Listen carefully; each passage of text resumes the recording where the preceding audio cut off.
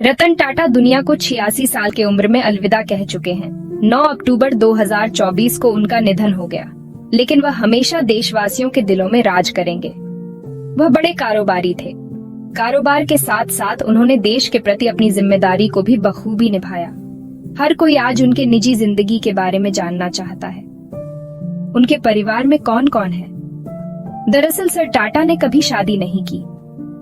जीवन भर वे देश की तरक्की और दूसरों के बारे में सोचते रहे। भारत के लोगों के लिए ही नहीं, बल्कि दुनिया भर के लोगों के लिए एक मिसाल से कम नहीं थे। उन्होंने टाटा ग्रुप को अपनी सूझबूझ से बुलंदियों पर पहुंचाया और आज भी टाटा ग्रुप भारत की सबसे ज्यादा कंपनियों वाला ग्रुप है। टाटा ग्रुप इतना बड़ा है कि वे एक नमक से लेकर जहाज तक बनाता है। रतन टाटा ने अपने जीवन में कई कामयाबी हासिल की थी। उन्हें पद्म भूषण और पद्म विभूषण से भी सम्मानित किया गया था। लेकिन क्या आप उनके प्रेम कहानी के बारे में जानते हैं? उन्होंने खुद ही यह कहानी शेयर की थी। रतन टाटा के पास सब कुछ था, लेकिन उन्हें एक दर्द था जिसका जिक्र उन्होंने अपने मैनेजर शांतनु के स्टार्टअप गुड फेलोज की ओपनिंग के दौरान कहा था। उन्होंने कहा था, आप नहीं जानते कि अकेले रहना कैसा होता है।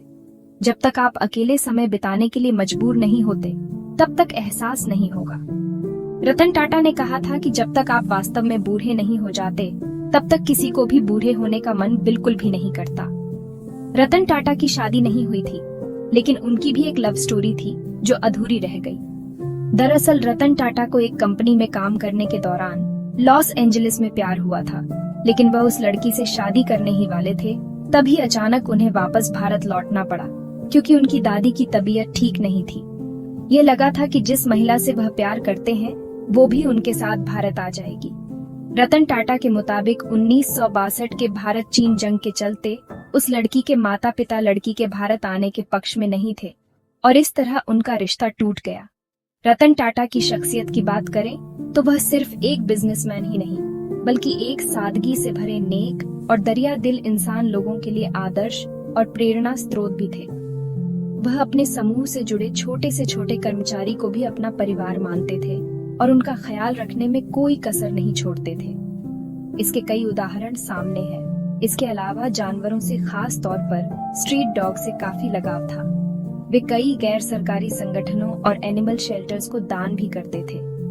इसके अलावा किसी भी आपदा की स्थिति में हमेशा मदद के लिए तैयार रहते थे, फिर चाहे वह मुंबई 26/11 अटैक हो या फिर कोरोना महामारी।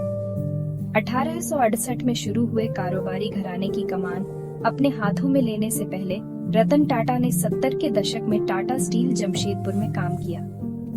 जब कारोबार की सभी बारीकियां समझ में आ गईं, फिर उन्होंने ग्रुप में अपनी दमदार एंट्री ली और अपने मेहनत और काबिलियत के दम पर घरेलू कारोबार को आसमान की बुलंदियों पर पहुंचाने का काम किया।